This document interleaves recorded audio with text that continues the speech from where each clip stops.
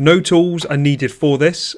Firstly, remove any items from the bottom shelf and then remove the shelf from the fridge. Remove the plastic trim by gently pulling it away from the glass drawer shelf cover as shown. With your new bottom glass shelf cover, reattach the plastic trim, making sure it's on the side with the two larger cuts in the corners.